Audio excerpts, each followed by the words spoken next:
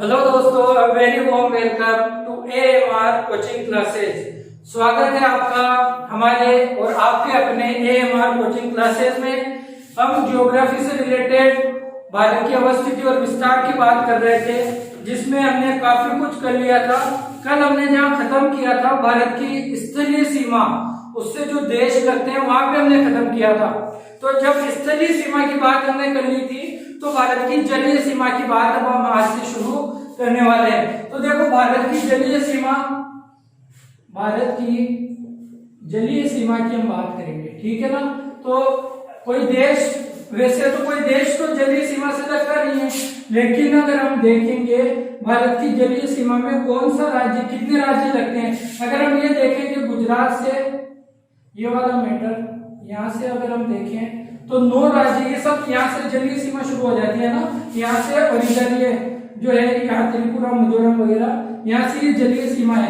इधर बंगाल की खाड़ी है, बे ऑफ बंगाल है, इधर बे ऑफ बंगाल है, और इधर क्या है, इधर है अरेबियन सी, है ना, अरेबियन सी यानी अरब सागर है इधर।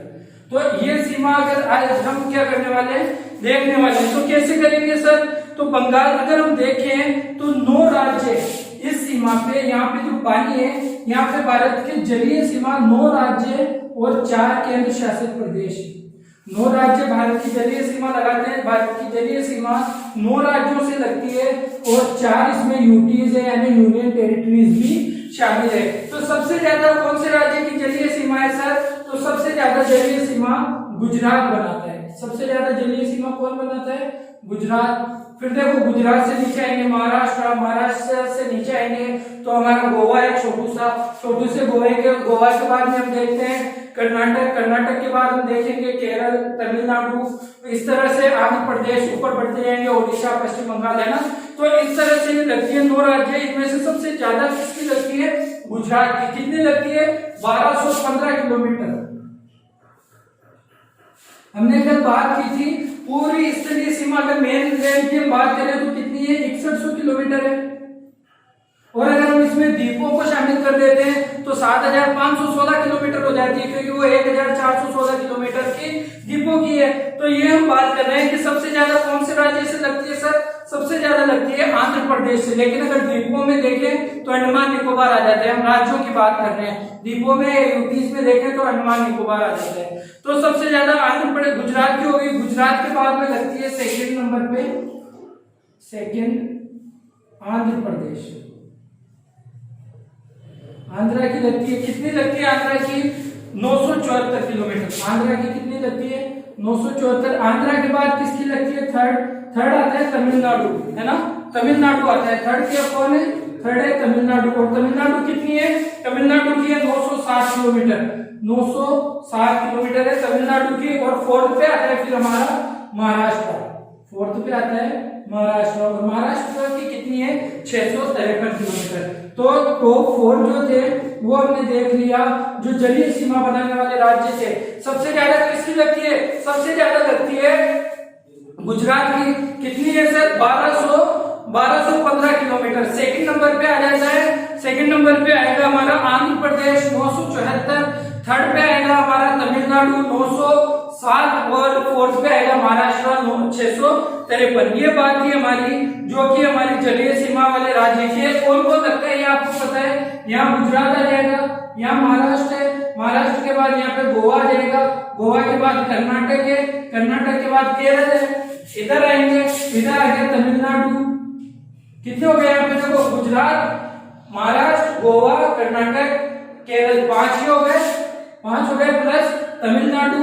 तमिलनाडु को ऊपर से हम देखेंगे तो तमिलनाडु के ऊपर आ जाता है आंध्रा, आंध्रा के ऊपर जाएंगे तो ओडिशा, ओडिशा के ऊपर जाएंगे तो क्या रहेगा? पश्चिम बंगाल। तो 4 इस तरफ हो गए। तो पूर्वी तट पर कितने हो गए? पूर्वी तट पर हो गए 4, और पश्चिमी तट पर कितने हो गए? पश्चिमी पे हो गए 5। तो ये इस तरह से 9 राज्य और बाकी 4 यूटीज है, जो हमारे क्या है, जल से हमारी सीमा बनाते हैं। इतनी बात आपने देख ली, ठीक है सर। आगे क्या पढ़ाएंगे? अब देखो, ये कितना इंपॉर्टेंट था। अब इसी को एक कॉन्सेप्ट आता है प्रादेशिक जलीय सीमा वाला। देखो क्या हुआ, भाई हमारा भारत जो है वो पानी के अंदर है। देखो भारत एकमात्र ऐसा देश है जिसके नाम से किसी महासागर का नाम रखा गया है। हिंद महासागर है ना, और हिंद से हमारा हिंदुस्तान है, तो एकमात्र ऐसा देश जिसके नाम पे किसी महासागर का नाम है तो वो भी क्या है, हमारा भारत है। तो अगर हम बात करें, देखो एक आती है कि पानी पे हमारा कहाँ तक अधिकार है।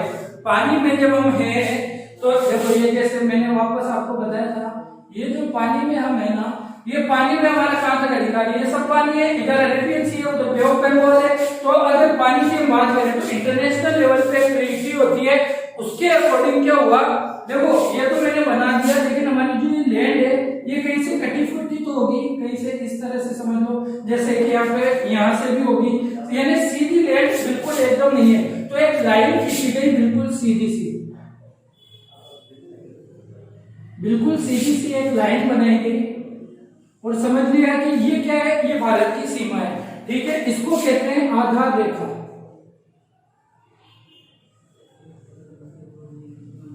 इसको क्या कहा, आधार रेखा। इसके अंदर में जो जल है ना, इसको हम कहते हैं आंतरिक जल, ठीक है। तो ये तो हो गई हमारी आधार रेखा। इस आधार रेखा से यहां से हम चलते हैं कितना, यहां से एक लाइन समझो यूं खींची गई, इस आधार रेखा से 12 समुद्री मील, 12 नॉटिकल मील, 12 समुद्री मील, इसको हम क्या कहते हैं, इसको कहते हैं प्रादेशिक जलीय सीमा। ये जो है आधार रेखा से 12 समुद्री मील, इसको हम क्या कहेंगे, इसको कहेंगे प्रादेशिक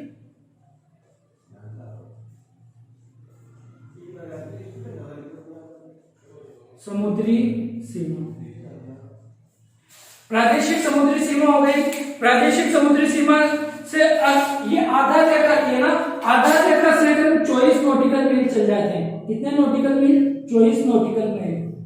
अच्छा अब आप ये बताइएगा मुझे कमेंट करके कि एक नॉटिकल मील में कितने किलोमीटर होते हैं। तो एक, चलो आप क्या बताओगे, आप कमेंट करके ही लो। तो एक नॉटिकल मील में होते हैं, एक nautical mile is equal to 1.86 kilometre, ठीक है।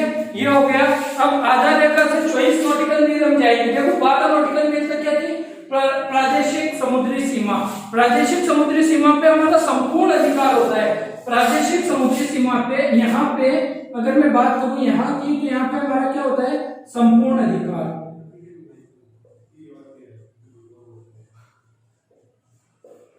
तो यहाँ तक हमारा क्या होता है, संपूर्ण अधिकार होता है। कहां तक, आधार रेखा से 12 नॉटिकल मील तक, और एक नॉटिकल मील में होता है 1.8 किलोमीटर, ठीक है। तो आधार रेखा संपूर्ण अधिकार हो गया।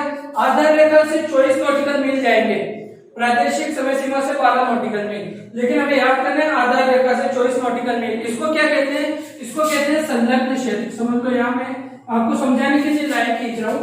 इसको क्या कहते हैं, ये 24 नॉटिकल मील हो जाएगा, इसको कहते हैं संलग्न क्षेत्र।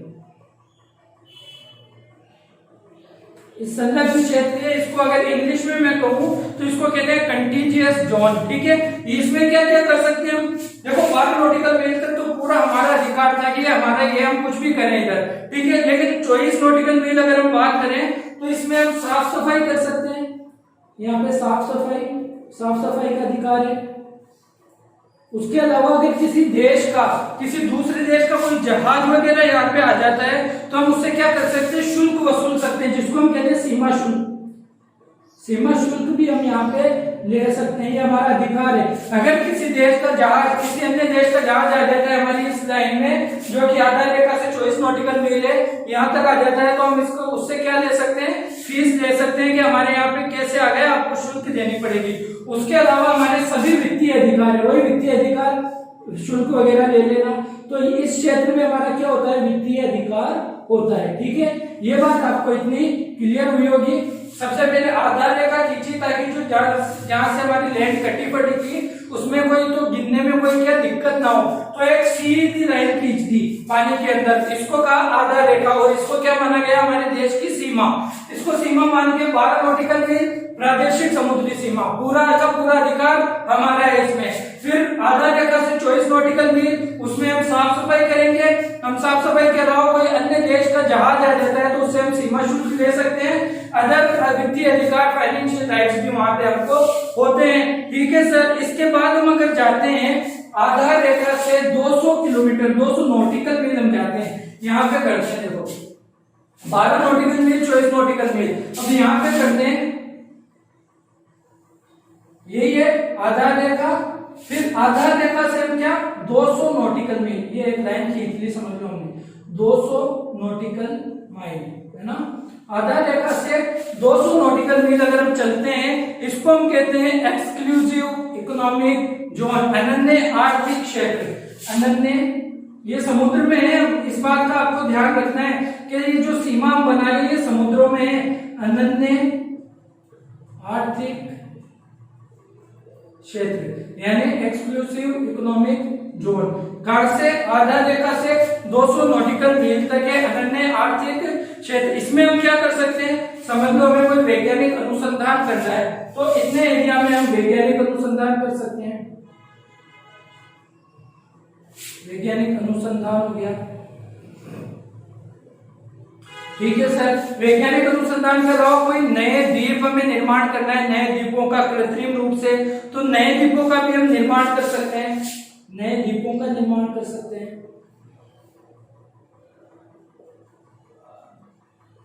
नए द्वीपों का निर्माण कर सकते हैं। इसके अलावा प्राकृतिक संसाधनों का विध्वंस, समझ लो इस क्षेत्र में हमें कोई तेल की जानकारी प्राप्त हो गई कि यहाँ पे पेट्रोलियम के भंडार है, नेचुरल गैस के भंडार है, तो बिल्कुल इन पे हमारा क्या होगा, हक होगा। तो प्राकृतिक संसाधनों का विद्वान कर सकते हैं, प्राकृतिक संसाधनों का विद्वान, ठीक है।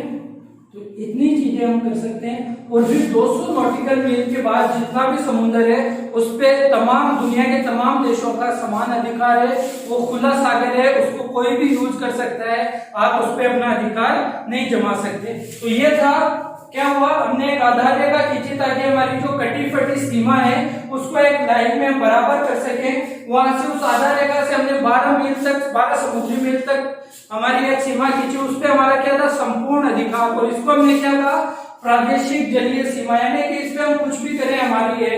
इसके बाद में हम आधार रेखा से 24 नॉटिकल मील गए तो वहां पे हम क्या कर सकते हैं, उसकी साफ सफाई भी करेंगे हम। साफ सफाई के अलावा कोई जहाज दूसरे देशों का आ जाता है तो उसकी क्या करेंगे, उससे सीमा शुल्क ले लेंगे। इस तरह के वित्तीय अधिकार हमें दिए गए। फिर आधार रेखा से अगर हम बात करें 200 नॉटिकल मील की, तो वहां पे हम वैज्ञानिक अनुसंधान कर सकते हैं। वैज्ञानिक अनुसंधान के अलावा और क्या कहते हैं, कोई प्राकृतिक संसाधन अगर हमें वहां मिलता है जैसे नेचुरल गैस या पेट्रोलियम वगैरह के भंडार, तो उनका विद्वान हम कर सकते हैं, या नए द्वीप को भी हम वहां पे निर्माण कृत्रिम रूप से कर सकते हैं। तो ये था हमारा जल के अंदर जो सीमा होती है उससे रिलेटेड एक पोर्शन। इतनी बात हमने भारत के संबंध में कर ली है। आगे हम भारत के कुछ द्वीपों की बात करते हैं ना, भारत के कुछ द्वीपों की हम बात करेंगे। तो इतनी चीज आपको समझ में आई है, ऐसी मैं आशा आपसे करता हूं। अगर आपको कुछ समझ में ना आए तो आप कमेंट कर सकते हैं बिल्कुल, और आपको समझाया जाएगा। कमेंट में आपके सवालों का आंसर दिया जाएगा या नेक्स्ट क्लास में आपके डाउट क्लियर कर दिए जाएंगे, ठीक है ना। आप जुड़े रहिए और बने रहिए हमारे साथ ताकि आपको कोई दिक्कत ना हो। अब हम बात करेंगे भारत के कुछ द्वीपों की। वैसे तो बहुत सारे द्वीप हैं, कुछ प्रमुख द्वीपों की हम बात करने वाले हैं। जैसे अंडमान निकोबार क्या एक द्वीप समूह है,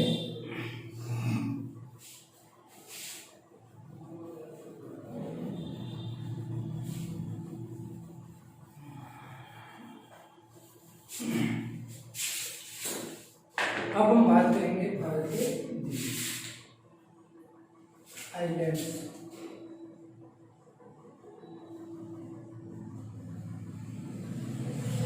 सबसे पहले बात करेंगे हम अंडमान एंड निकोबार की।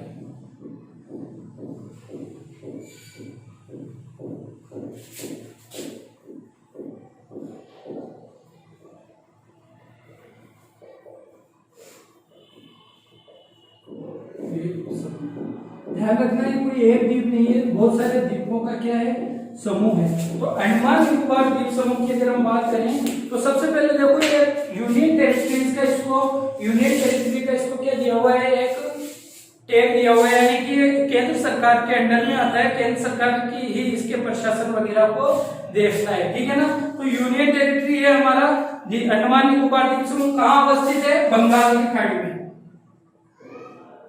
कहां पर है, बंगाल की खाड़ी में। देखो ये यहाँ पे ये हमारा भारत है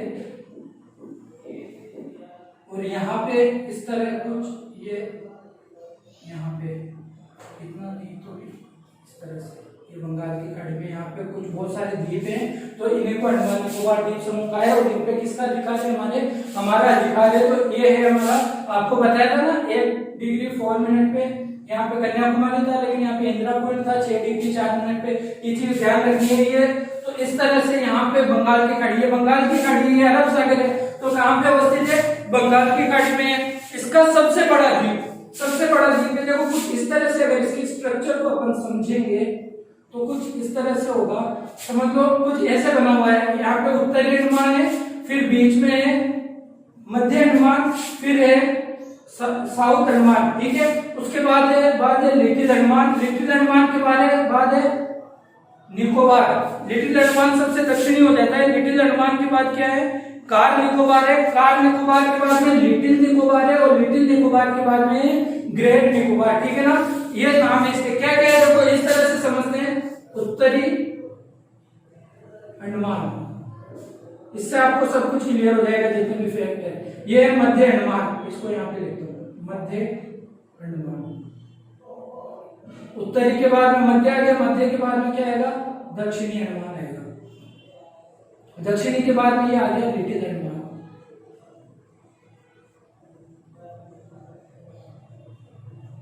लिटिल अंडमान के बाद में आएगा कार निकोबार। ये अंडमान समूह था, ये निकोबार समूह है।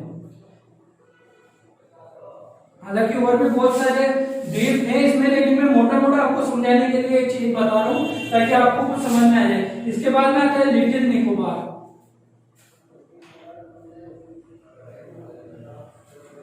और लिटिल निकोबार के बाद आता है ग्रेट निकोबार, जो भारत का सबसे अंतिम पॉइंट है, जहां पे हमारा इंदिरा पॉइंट, पिग्मेलियन पॉइंट या फिर पार्सन पॉइंट जिसे हम कहते हैं, ग्रेट निकोबार, ठीक है ना। भाई इनके बारे में थोड़ी सी देखो, इनको थोड़ा सा क्या करते हैं। मध्य अंडमान क्या है? भारत का सबसे बड़ा द्वीप है, भारत का सबसे बड़ा द्वीप है।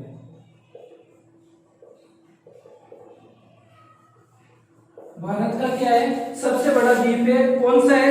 मध्य अंडमान। लेकिन उत्तरी अंडमान की क्या स्पेशलिटी है? उत्तरी अंडमान में सबसे ऊंची चोटी, अंडमान निकोबार द्वीप समूह की सबसे ऊंची चोटी है, हाईएस्ट पीक में इसको लिख रहा हूं, एचपी से हाईएस्ट पीक। क्या नाम है सर? इसका नाम है सैडल पीक, सैडल पीक। और कितनी है? 738 मीटर ऊंची है, ठीक है, 738 मीटर। उत्तरी अंडमान में क्या है? अंडमान निकोबार द्वीप समूह की सबसे हाईएस्ट पीक है, जिसे हम कहते हैं सैडल पीक। और कितनी ऊंचाई है इसकी? 738 मीटर इसकी ऊंचाई है। मध्य अंडमान के बारे में मैंने आपको बता दिया है कि भारत का सबसे बड़ा द्वीप है। दक्षिणी अंडमान पर अंडमान निकोबार द्वीप समूह की, अंडमान निकोबार की क्या है? राजधानी है। दक्षिणी अंडमान पर क्या है? अंडमान निकोबार की राजधानी है। और इस राजधानी को क्या नाम है? इस राजधानी का नाम है पोर्ट ब्लेयर, ठीक है। इतना आपको पता चल गया। फिर इसके बाद आते हैं हम लिटिल अंडमान। इन दोनों को क्या चीज अलग करती है? एक चैनल है, चैनल यहाँ से रेखा गुजरती है जो इन दोनों को अलग करते हैं, उसका नाम है डंकन चैनल। तो ये चीज आपको ध्यान रखनी है, एग्जाम में आते हैं, कई बार आ चुका है कि दक्षिण अंडमान और लिटिल अंडमान को क्या अलग करता है? डंकन चैनल या डंकन पास, इन दोनों को क्या करता है? अलग करता है। फिर लिटिल अंडमान और कार निकोबार के बीच से अक्षांश रेखा जाती है, ये अक्षांश रेखा इन दोनों को अलग करती है। इस अक्षांश रेखा का क्या नाम है? द 10 डिग्री है। लिटिल अंडमान और कार निकोबार को 10 डिग्री अक्षांश है। तो इस अक्षांश को क्या कहा गया? ये जो रेखा है इसको कहा, क्योंकि इन दोनों को अलग करते हैं ना, तो इसको कहते हैं 10 डिग्री चैनल। इसको क्या कहते हैं? 10 डिग्री चैनल। तो अगर आपको यूं पूछा जाए कि लिटिल अंडमान और कार निकोबार को कौन सी रेखा अलग करती है, तो 10 डिग्री अक्षांश अगर ऑप्शन में हो तो ये भी सही है, और 10 डिग्री चैनल अक्सर एग्जाम में होता है। तो आपको ये ध्यान रखना है कि 10 डिग्री चैनल किस चीज को अलग करता है? कार निकोबार और लिटिल अंडमान को। और दक्षिणी अंडमान लिटिल अंडमान को क्या अलग करता है? Duncan channel. इतनी चीज आपको क्लियर हो गई होगी। आइए आगे बढ़ते हैं थोड़ा सा।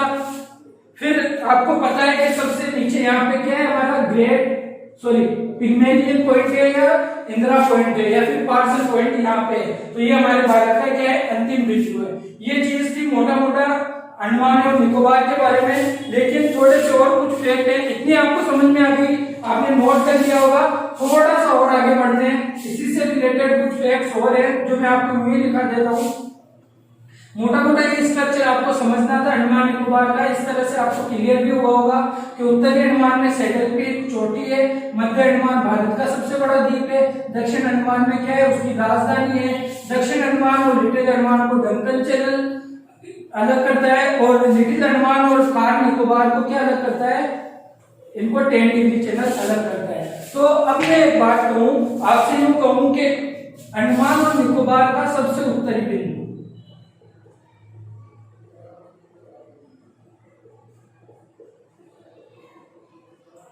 सबसे उत्तरी बिंदु, तो एक छोटा सा द्वीप है अंडमान का, इसका नाम है लैंडफॉल द्वीप। तो मोटा मोटा स्ट्रक्चर मैंने आपको अंडमान द्वीप का, अंडमान एंड निकोबार का बताया था। तो आप कहीं सोचोगे कि सबसे उत्तरी पॉइंट जो है वो उत्तरी अंडमान है।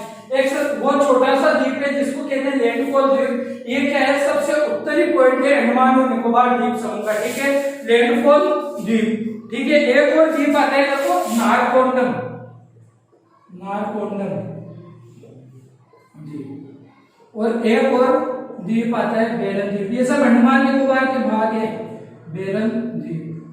तो ये जो नारकोंडम द्वीप है ना, इस पे क्या है, ये है एक सुषुप्त ज्वालामुखी। ऐसी ज्वालामुखी जो काफी समय से फूटी तो नहीं है, बहुत समय हो गया कि सक्रिय हुए हैं, लेकिन ये निष्क्रिय भी नहीं हुई अभी, कभी भी फूट जाएगी जब इसका मन करेगा। तो ये सुषुप्त ज्वालामुखी है, थोड़ी ठंडा है अभी इसका गुस्सा, जब गुस्सा तेज होगा तो उफल जाएगी। तो और लेकिन बेरन द्वीप की अगर हम बात करें तो ये एकमात्र सक्रिय ज्वालामुखी है भारत की भी और दक्षिणी एशिया की भी। भारत और दक्षिणी एशिया की एकमात्र सक्रिय ज्वालामुखी कहाँ है, बेरन द्वीप है। ठीक है, इतनी चीज आपको पता चल गई। राजधानी के बारे में मैंने आपको बता दिया। लिटिल अंडमान में एक जनजाति, देखो ये इंपॉर्टेंट है, लिटिल अंडमान की हमने बात की थी ना, लिटिल अंडमान यहाँ पे ये फेमस है एक जनजाति के लिए जिसे कहते हैं ओंग जनजाति। ओंग जनजाति पूछा जा चुका सवाल है, पूछा जा सकता है और एग्जाम में। तो ओंग जनजाति के लिए फेमस जो द्वीप है वो कौन सा है, लिटिल अंडमान द्वीप है जो ओंग जनजाति के लिए फेमस है। ठीक है, ये बातें हो गई अंडमान निकोबार द्वीप समूह के बारे में। इसके अलावा एक इंपॉर्टेंट द्वीप और आता है लक्षद्वीप, जो कहाँ पे है, जो हमारे अरेबियन सी में, ठीक है ना। तो लक्षद्वीप की भी हम बात करते हैं।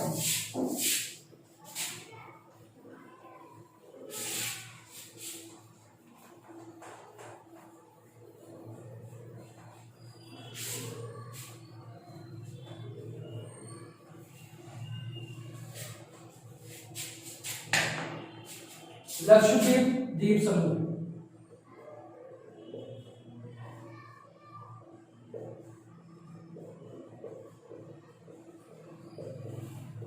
कहां पे है सर, अरेबियन सी में, अरब सागर में अवस्थित है इसे,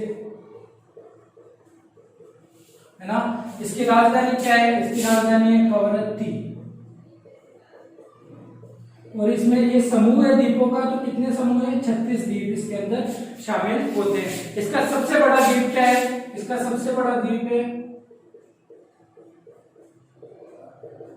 सबसे बड़ा द्वीप है मिनिकॉय, सबसे बड़ा भी है और सबसे दक्षिण में भी यही है, ठीक है ना। मिनिकॉय द्वीप जो है वो सबसे बड़ा द्वीप भी इसका है और सबसे दक्षिण में भी यही है। अच्छा, ये जो लक्षद्वीप है ये परवालों का परवाल द्वीप है, जैसे मुंगा चट्टान जो होती है ना वो वाला द्वीप है, तो परवाल भित्ति वाला द्वीप है, तो परवाल द्वीप है।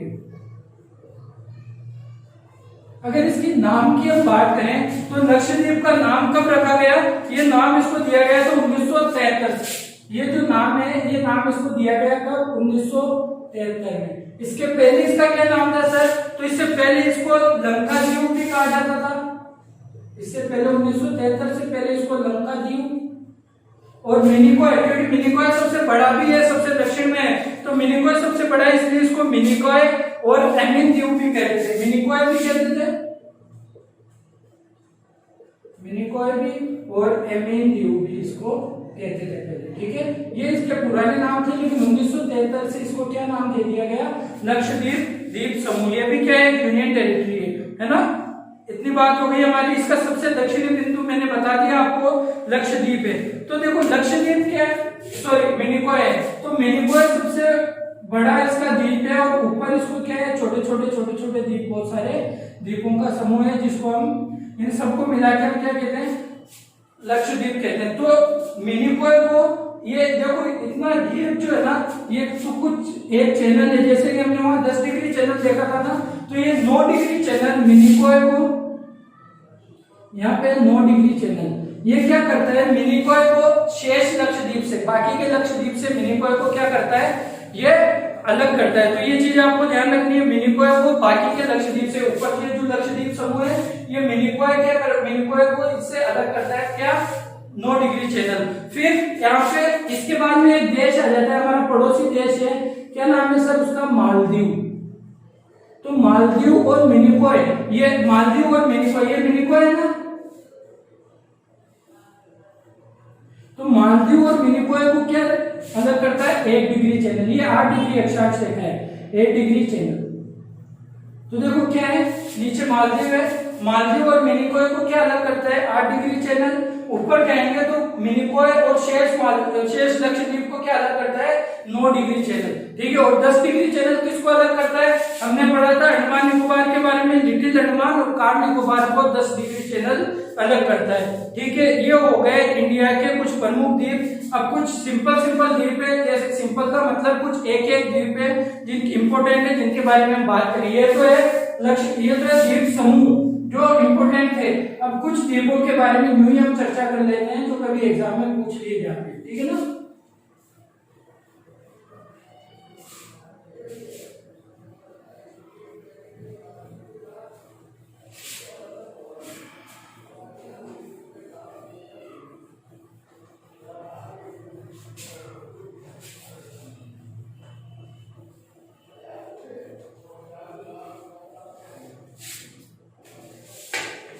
तो देखो एक द्वीप है मन्नार की खाड़ी में, मन्नार की खाड़ी आपको पता होगा, तमिलनाडु से एक हिस्सा निकला हुआ है और श्रीलंका आ जाता है, फिर वही मन्नार की खाड़ी है। वहां पे एक द्वीप है पंबन द्वीप। क्या द्वीप है, पंबन द्वीप। इसी द्वीप पर क्या है, रामेश्वरम। तो इसको रामेश्वरम द्वीप भी कहा जाता है, ठीक है ना, रामेश्वरम द्वीप भी इसको कहा जाता है। कहां पर है सर, मन्नार की खाड़ी में अवस्थित है, ठीक है। एक दूसरा द्वीप है श्रीहरिकोटा द्वीप। ये तो आपको सुना होगा आपने बहुत बार, श्रीहरिकोटा द्वीप हमारे इसरो का सैटेलाइट लॉन्चिंग पैड है। ये सैटेलाइट हमारा जो इसरो है, जो कोई सैटेलाइट उसको प्रक्षेपित करना होता है तो अक्सर यहाँ से किया जाता है, श्रीहरिकोटा द्वीप, ठीक है ना। कहां पे सर, पुलिकट झील में, पुलिकट झील में आंध्र प्रदेश के निकट, ठीक है। इसरो का उपग्रह प्रक्षेपण केंद्र भी यहाँ पर है, ये चीज आपको नोट कर लेनी है। एक द्वीप है व्हीलर द्वीप, एक द्वीप है व्हीलर द्वीप। व्हीलर द्वीप कहाँ पे, ओडिशा के तट पे, ओडिशा के तट पे द्वीप है व्हीलर द्वीप। इस व्हीलर द्वीप को अब क्या नाम कर दिया गया इसका, अब्दुल कलाम द्वीप भी इसका नाम चेंज करके व्हीलर द्वीप का नाम अब किसकी याद में, हमारे मिसाइल मैन के याद में अब्दुल कलाम द्वीप भी इसका नाम कर दिया गया है। आपको याद रखना है क्यों कर दिया गया। देखो ये वाला द्वीप है ना, मिसाइलों के परीक्षण के कारण अक्सर चर्चा में रहता है, इसलिए इसका नाम भी अब क्या कर दिया, मिसाइल मैन के नाम पे अब्दुल कलाम द्वीप कर दिया है। एक है गंगा सागर द्वीप, हुगली नदी के मुहाने पर है, पश्चिम बंगाल है ना हमारा, उससे थोड़ा नीचे देखेंगे, जो गंगा ब्रह्मपुत्र का डेल्टा बनता है ना, उससे नीचे देखेंगे पश्चिम बंगाल से नीचे, तो हमें नजर आएगा मैप में, अगर आप मैप देखते हो तो नजर आएगा गंगा सागर द्वीप, ठीक है। इसी के पास में एक और द्वीप है न्यू मूर द्वीप, न्यू मूर या न्यू मूरे, ये चीज, ठीक है। एक द्वीप है देखो सालसेट, ये इंपॉर्टेंट है, सालसेट द्वीप। हमारा जो मुंबई है ना, इसी द्वीप पर अवस्थित है, मुंबई और थाने। थाने अब मुंबई का हिस्सा माना जाने लगा है, तो मुंबई और थाने कहां पर है, सालसेट। देन ये क्या है, मुंबई और थाने सालसेट द्वीप पर अवस्थित है, ठीक है।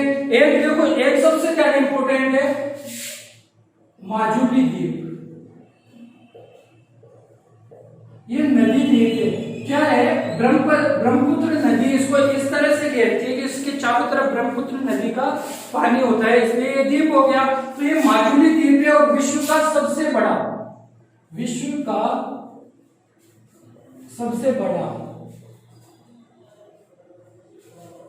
नदी द्वीप है। नदी द्वीप की मैं बात कर रहा हूँ। और विश्व का सबसे बड़ा द्वीप कौन सा है? आइलैंड, ग्रीनलैंड है, ध्यान रखना आपको, डेनमार्क के अंदर में।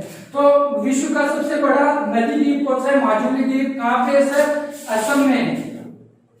और कौन सी नदी इसको द्वीप बनाती है? तो ब्रह्मपुत्र नदी।